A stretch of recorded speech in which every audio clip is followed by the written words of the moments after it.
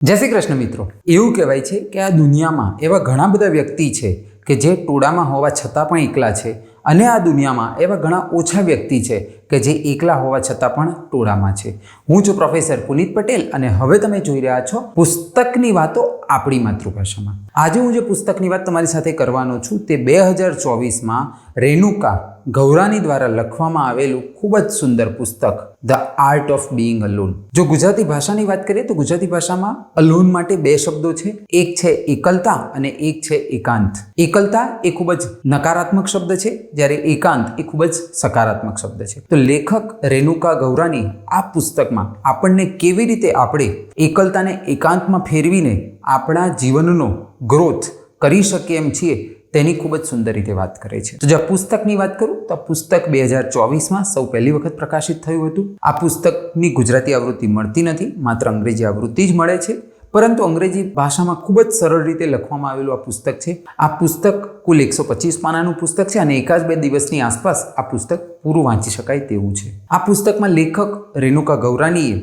બે ભાગની અંદર કુલ 11 પ્રકરણમાં કેવી રીતે આપણે એકલતાને એકાંતમાં ફેરવી શકીએ અને એકાંતનો ઉપયોગ કરીને આપણે આપણા જીવનમાં આગળ વધી શકીએ તેની ખૂબ જ સુંદર રીતે વાત કરેલી છે। તો જો હું પહેલા ભાગની વાત કરું તો પહેલા ભાગમાં લેખક આપણને એ સમજાવે છે કે કેવી રીતે આપણે એકલતાને એકાંતમાં ફેરવી શકીએ એમ છીએ, અને બીજા ભાગમાં લેખક 7 પ્રકરણમાં આપણને એ સમજાવે છે કે કેવી રીતે આપણે એકાંતનો ઉપયોગ કરીને આપણા જીવનમાં આપણે આગળ વધી શકીએ એમ છીએ। તો જો પુસ્તકની વિગતવાર રીતે વાત કરું તો પહેલા ભાગમાં લેખક આપણને એ સમજાવે છે કે કેવી રીતે એકલતાનો ઉપયોગ કરીને આપણે એકાંત તરફ આગળ વધી શકીએ એમ છીએ। 4 પ્રકરણમાં લેખક આપણને આ રીતે સમજાવે છે, જેમાં પહેલું પ્રકરણ છે તે છે કે આપણે હર હંમેશ એકલતાનો વિચાર કરવાનું બંધ કરી દેવું જોઈએ, કેમ કે જ્યારે આપણે આખા દિવસ દરમિયાન જો એકલતાનો જ વિચાર કરીશું તો તે આપણા મગજ ઉપર હાવી થઈ જાય છે અને પછી બસ આપણને એકલતા જ સતાવે છે। બીજું છે કે આપણે સૌથી પહેલાં આપણા જાતનો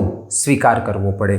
ત્રીજું છે કે તમે ખોટો દેખાડો કરવાનું બંધ કરી દો, કેમ કે એવું કહેવાય છે કે એકલતા માણસને કોરી ખાય છે, અને આ દુનિયામાં મોટાભાગના વ્યક્તિ બે પ્રકારનું જીવન જીવતા હોય છે। પહેલું જીવન જે બીજાને સારું લાગે છે તે દેખાડવા માટે, અને બીજું જીવન જેમનું વાસ્તવિક જીવન છે। એટલે લેખક અહીંયા એવું કહે છે કે હવે તમે તે ખોટો દેખાડો કરવાનું બંધ કરી દો। અને જે ચોથું પ્રકરણ છે તેમાં લેખક આપણને એ સમજાવે છે કે કેવી રીતે હવે એકલતામાંથી બહાર નીકળીને આપણે એકાંત તરફ આગળ વધી શકીએ એમ છીએ, અને કેવી રીતે આપણે નકારાત્મક માનસિકતાથી આગળ વધીને સકારાત્મક માનસિકતા તરફ આગળ વધી શકીએ એમ છીએ। આ થયું પહેલો ભાગ કે જેમાં લેખક આપણને એકલતાથી એકાંતમાં પરિવર્તિત થવા માટે પ્રોત્સાહિત કરે છે। જો હવે બીજા ભાગની વાત કરું તો બીજા ભાગમાં લેખક કુલ 7 પ્રકરણમાં આપણને એકાંતનો ઉપયોગ કરીને કેવી રીતે આપણે આપણા જીવનમાં આગળ વધી શકીએ તેની ખૂબ જ સુંદર રીતે વાત કરે છે। જો 5મા પ્રકરણની વાત કરું તો 5મા પ્રકરણમાં લેખક એવું કહે છે કે તમે એકાંતમાં સમય ગાળવાની પ્રેક્ટિસ કરો, કેમ કે શરૂઆતમાં આપણને એ એકાંતમાં સમય ગાળવો ખૂબ જ કષ્ટદાયક અને પીડાદાયક હોઈ શકે છે, પરંતુ તે પ્રેક્ટિસ કરવાથી આપણને આવડી શકે એમ છે। જે 6થું પ્રકરણ છે તેમાં લેખક એવું કહે છે કે તમે તમારા એકાંતને તમારા જીવનનું ગ્રોથ એન્જિન બનાવો। જે 7મું પ્રકરણ છે તેમાં લેખક એવું કહે છે કે સૌથી પહેલાં તમે તમારી જાત સાથે મિત્રતા કેળવો। મિત્રતા કેળવવાથી ફાયદો એ થાય છે કે આપણે આપણી જાતના સારા અને ખરાબ તે બંને પરિણામો આપણે જોઈ શકીએ એમ છીએ। જે 8મું છે તે છે કે તમે એકાંતનો ઉપયોગ કરીને તમારા સારા ભવિષ્યની ચિંતા કરો અને તેને તમે વિઝ્યુઅલાઇઝ પણ કરો। એવું કહેવાય છે કે આ દુનિયામાં દરેક વસ્તુ બે વખત થાય છે, પહેલી વખત વિઝ્યુઅલાઇઝેશનમાં એટલે કે વિચાર શક્તિમાં, અને ત્યારબાદ તે જ વસ્તુ વાસ્તવિકતામાં। એટલે કે તમે તમારા જીવનના સારા ક્ષણોનો એક સારો વિચાર કરો। જે 9મું પ્રકરણ છે તેમાં લેખક આપણને તે કહે છે કે હવે જે આપણે વિઝ્યુઅલાઇઝ કર્યું છે, જે સારું ભવિષ્ય આપણે વિચાર કર્યો છે, તેના માટે તમે એક એક્શન પ્લાન બનાવો।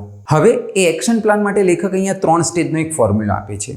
લેખક એવું કહે છે રેણુકા ગૌરાની કે સૌથી પહેલાં તમે કોઈ એક વસ્તુ પર ફોકસ કરો, ત્યારબાદ તે વસ્તુ મેળવવા માટે તમે તમારા તનતોડ મહેનત કરો, અને ત્રીજું છે કે તમે તમારા પ્રકૃતિને અનુરૂપ પ્રવૃત્તિઓ કરો કે જેથી કરીને તમારી પ્રકૃતિ એ તમારી પ્રવૃત્તિઓ સાથે મેળ ખાતી હોય। જે 10મું પ્રકરણ છે તેમાં લેખક એવું કહે છે કે તમે તમારા એકાંતના સમયનો સદુપયોગ કરીને વધુમાં વધુ ખુશી મળે તેવા નાના મોટા કાર્યોમાં તમે તમારી જાતને હોમી દો. લેખક અહીંયા એવું પણ કહે છે કે તમે કોઈક નવી સ્કિલ એટલે કે નવી કોઈ આવડત શીખવાનો પ્રયત્ન કરો અને પોતાની જાતને ચેલેન્જ કરો અને તમે આ એકાંતના સમય દરમિયાન ઘણા બધા પુસ્તકો વાંચો. અને 11મું પ્રકરણ છે જેમાં લેખક એવું કહે છે કે આ કર્યા બાદ તમે જ્યારે એકાંતને તમારા જીવનનો ગ્રોથ એન્જિન બનાવશો ત્યારબાદ તમે ઇન્ડિપેન્ડન્ટ બની શકશો. આ 11 પ્રકરણ છે કે જેમાં લેખક આપણને કેવી રીતે એકલતામાંથી એકાંતમાં અને એકાંતનો ઉપયોગ કરીને ભવિષ્યમાં આગળ કેવી રીતે વધી શકાય તેની ખૂબ જ સુંદર રીતે વાત કરે છે. એટલે જો મારું અંગત મંતવ્ય આપું તો તમે આ પુસ્તક the art of being alone by Renuka Gavrani ચોક્કસથી વસાવો અને વાંચો, કેમ કે આ પુસ્તક વાંચ્યા પછી આપણને એ ખબર પડે છે કે કેવી રીતે આપણે આપણા જીવનમાં આગળ વધી શકીએ એમ છે. અને એટલા માટે જ હું કહું છું કે સમય અને પૈસાનું પુસ્તકમાં કરેલું રોકાણ હંમેશા સર્વશ્રેષ્ઠ વળતર આપે છે. હવે દર સોમવારે મારા સોશિયલ મીડિયા હેન્ડલ્સ ઉપર વધુ એક પુસ્તકની વાત આપણી માતૃભાષામાં. જય જય ગરવી ગુજરાત, જય હિન્દ.